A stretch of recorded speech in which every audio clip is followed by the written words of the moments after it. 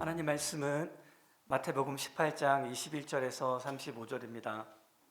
마태복음 18장 21절에서 35절입니다.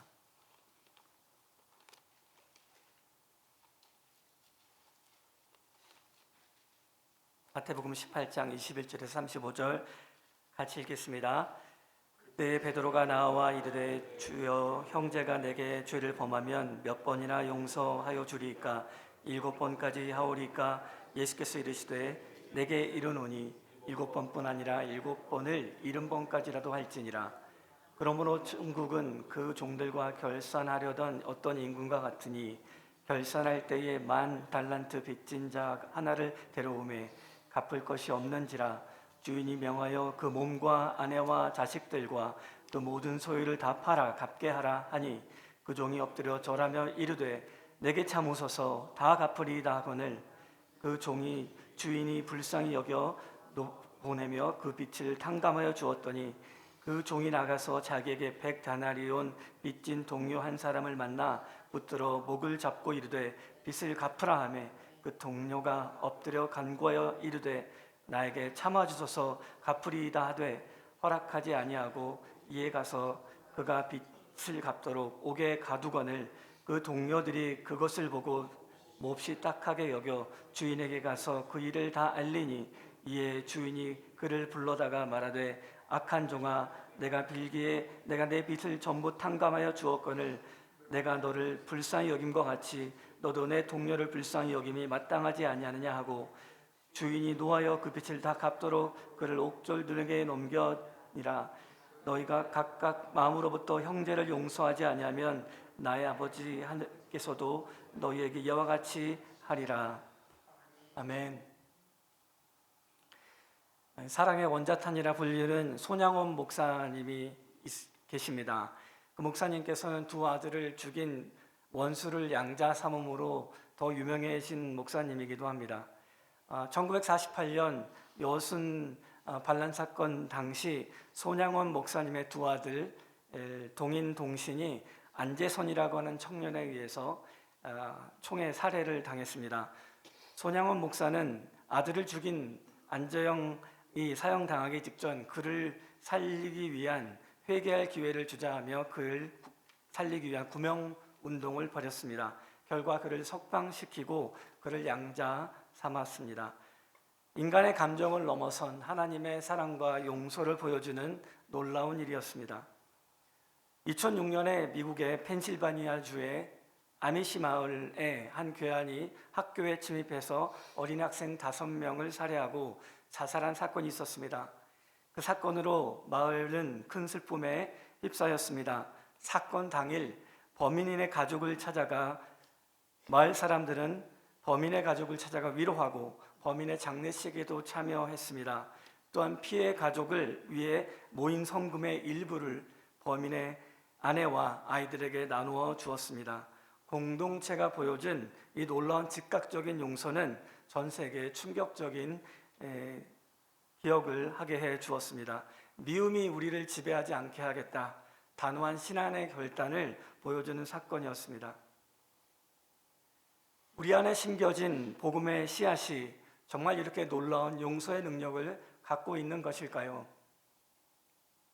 오늘 아침에 예배 시간에, 기도 시간에 찾아온 여러분에게 성령의 인치심으로 주어진 복음의 능력이 얼마나 놀랍게 작용될 수 있는지를 깨닫는 아침 시간이 되시기를 간절히 소망합니다. 용서하지 않는 종의 비유는 마태복음에만 등장하는 비유입니다. 용서하지 않는 종의 모습처럼 우리도 인생을 살면서 원한을 품고 용서하지 못하고 살아가는 경우가 종종 있습니다. 나를 배신한 사람, 나에게 뒷담화를 근거 없이 계속하는 사람, 돈을 갖지 않고 도망간 사람, 나를 파산시킨 사람, 나를 계속 긁어대는 사람을 생각하면 과거에도 그렇고 현재에도 그렇고 용서하기가 너무 힘들다고 생각하고 마음에 원한을 품고 계속 살아가는 경우가 우리에게도 있습니다. 이런 사람을 두고 베드로는 7번 용서하면 될까요? 라고 질문을 했습니다.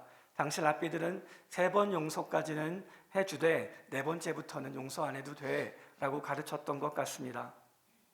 예수님께서는 7번씩 70번 490번을 용서하라고 말씀하시는데 무한 용서를 하라고 하시는 비유로 오늘 본문을 알려주었습니다.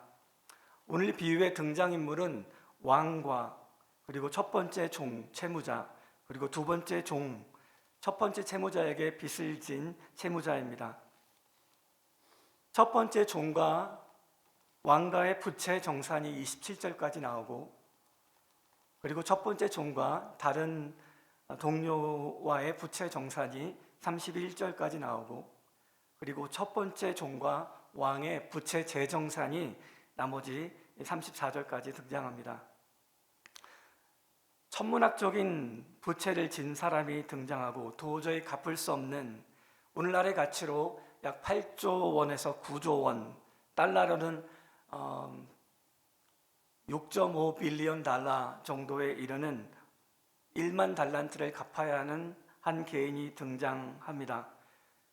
헤롯 대왕 당시 유대 민족이 로마에서 세금으로 냈던 돈이 600달란트였다고 하는 것을 볼 때 1만 달란트는 천문학적인 돈임에 분명합니다. 24절에 결산을 위해 왕이 조사해 보니 이 부채진 사람이 갚을 것이 없습니다. 주인의 분노가 맹렬한데 주인이 명하여 다 팔아 갚게 하라라고 명령합니다. 그 몸과 아내와 자식과 모든 소유를 팔아 갚게 하라. 느낌표가 여러 번 붙어야 되는 분노가 서려 있습니다. 채무자의 몸도 팔고 아내도 팔고 자식도 팔고 다만 팔아서 얼마라도 상환하게 하라. 채무자의 모든 권리와 그리고 존재 자체를 박탈함으로 빚의 엄중함을 깨닫게 하려는 사법적인 조치를 담고 있는 분노에 가까운 말이었습니다. 로마 초기에 12 테이블스라고 하는 12표기법이 있었습니다. 채무자에게 매우 가혹한 법이었는데 채무자가 빚을 갚지 않고 60일이 지나도 상환하지 아니하면 채권자들은 채무자를 외국의 종으로 팔거나 죽일 수 있는 법이었습니다. 채권자가 만약 여러 명이면 채무자의 몸을 토막내어 각자의 주분만큼 가져갈 수 있도록 했던 법의 조항이 담겨 있었습니다. 중세 유럽에서도 빚을 갚지 못하면 부채 감옥에 집어넣는 것이 일반적이었습니다. 왕실이나 국가의 돈을 빌리고 갚지 못하면 횡령한 것으로 간주하여 대역죄로 사형에 처하곤 했었습니다. 이 왕에게 돈을 빌린 이 첫째 종은 갚을 돈이 없었습니다. 완전하게 무능력한 사람이었습니다. 왕에게 참으소서 내가 갚으리이다. 어떻게 그 사람이 돈을 갚을 수 있겠습니까? 아내와 아이가 팔려가게 되는 상황이 되었으니 절박하게 엎드려 참으소서라고 요청하는데 갑자기 왕은 그를 불쌍히 여겨 탕감해 주게 됩니다. 탕감해 준 이유가 불쌍히 여김이었습니다. 부채 상환의 불능은 한 개인에게 치명적인 손실을 안겨다 줍니다. 이 국가의 왕에게도 치명적인 일이었을 것입니다. 우리가 다 이렇게 공적 자금을 빌려주고 기업의 파산을 면하게 했던 사례들을 미국도 경험이 있고 한국도 경험이 있습니다. 해결 방법으로는 이자를 감면해 주거나 부채를 그 기업의 주식으로 바꾸어서 국가가 채권자의 주주가 되거나 아니면 오늘처럼 채무 면제를 시켜주는 일들이 종종 일어나곤 했었습니다. 부실 기업을 이렇게 대응하게 될 때 금융권의 동반 부실이 일어나고 연쇄 부도가 일어나고 정경유착으로 해외 자본이 이탈하게 되는 것이 바로 한국의 IMF의 시발점이었습니다. 구제금융을 받았는데 이걸 상환하지 못해서 모라토리엄 선언을 하거나 디폴트 선언을 하게 되면 국가가 결국 부채를 떠안게 되는 것입니다. 원화 가치가 폭락하고 혹독한 구조조정을 해야 되고 은행의 돈들은 다 찾으러 줄을 서야 되고 핵심 자산은 해외에 매각하게 되는 엄청난 일들이 일어날 수 있는 위기가 지금 이런 일입니다. 그런데 이 왕이 너의 부채를 내가 떠안아 라고 얘기하는 것입니다. 용서받은 첫째 종은 개인적으로 100데나리온을 받을 돈이 있었습니다. 동료가 엎드려서 내게 참으소서, 내가 갚으리이다. 그를 붙잡아 멱살을 붙잡고 감옥에 가두게 되었습니다. 동료들이 보다 못해 왕에게 이 사실을 알렸고, 왕은 그 종을 불러서 이렇게 얘기합니다. 악한 종아, 자기 부채를 갚지 않았을 때는 이렇게 얘기 안 하셨는데 32절에 내가 탕감해 준 것을 까먹고 너에게 탕감을 받아야 마땅한 자를 네가 탕감해 주지 않을 때 악한 종아 라고 말씀하십니다. 1만 달란트는 6천만 데나리온입니다. 그리고 100데나리온은 그 차이는 60만 불의 1 정도인데, 한 1데나리온이 하루 수입이니까 1만 달란트는 한 사람이 쉬지 않고 16년간 일해야 모을 수 있는 천문학적인 돈을 감면받아 놓고 3개월 동안 벌어야 하는 부채를 갚지 못하는 사람을 붙들고 목을 잡아 빚을 갚으라 을러매고 감옥에 가두게 되는 것을 놓고 이 왕은 악한 종아라고 불렀습니다. 내가 너를 불쌍히 여겼다면 너도 네 동료에게 불쌍히 여김이 마땅하지 아니하냐? 주인은 놓아여 그를 빚을 다 갚도록 다시 옥졸에게 넘겨주게 됩니다. 오늘 비유의 핵심은 부채를 상감받는 것을 통해 용서받는 것을 비유하고 계십니다. 그토록 큰 것을 용서받은 사람이라면 그토록 작은 것을 용서하기를 거부하는 것이 얼마나 불합리한가 라고 말씀하시는 겁니다. 오늘 비유의 1차적인 대상은 주님의 은혜를 받은 성도들입니다. 주의 용서를 경험한 성도들에게 강력하게 경고하고 계십니다. 이 탕감한다는 단어는 아페엠이라는 헬라어로 빚을 면제해 준다는 뜻이 담겨져 있습니다. 용서한다는 뜻도 담겨져 있습니다. 예수님께서 우리의 죄를 용서해 주신 것처럼 우리도 타인의 죄를 용서해 줌이 마땅하다고 얘기하는 겁니다. 용서받은 사람들은 타인을 용서하는 삶을 살아내므로 그가 사면을 진정으로 수용했음을 증명해야 했다고 예수님이 강조하시는 것입니다. 중요한 것은 용서가 구원의 조건이 아니라 구원받은 자에게 나타나야 하는 필연적인 열매라는 것입니다. 누가복음은 이렇게 얘기합니다. 너희는 스스로 조심하라. 만일 내 형제가 내게 범죄하거든 경고하고 회개하거든 용서하라. 만일 하루에 7번이라도 내게 죄를 얻고 7번 내게 돌아와 내게 회개하노라 라고 하거든 너는 용서하라 라고 얘기합니다. 바울은 고린도 교회에 이렇게 권면합니다. 그런즉 너희가 차라리 그를 용서하고 위로할 것이 그가 너무 많은 근심에 잠길까 두려워하노라. 그러므로 너희를 권하노니 사랑을 그에게 나타내라.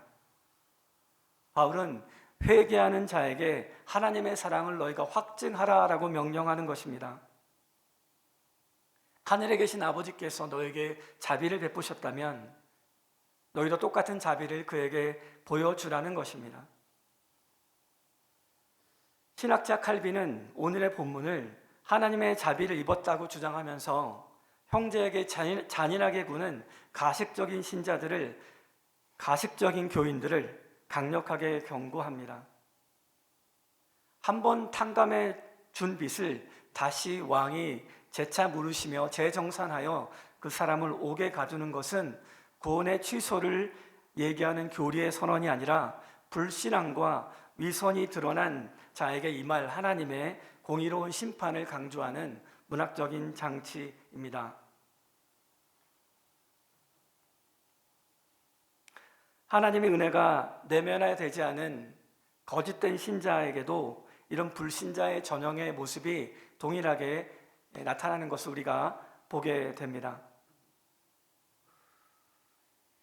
우리가 남에게 용서를 구하는 회개의 행위가 결코 하나님의 사함을 얻어내는 공로가 될 수는 없습니다. 회개로 인해 행실이 좋아졌다 하더라도 그 공로를 자기 의로 여기는 순간 그것은 하나님의 은혜가 아니라 자기 의가 되어버리기도 합니다. 그분의 은혜로 값없이 의로움을 받았다면 로마서 3장에서 얘기하듯 그리스도 안에 예수 안에 속량으로 우리는 구원을 받는 것입니다.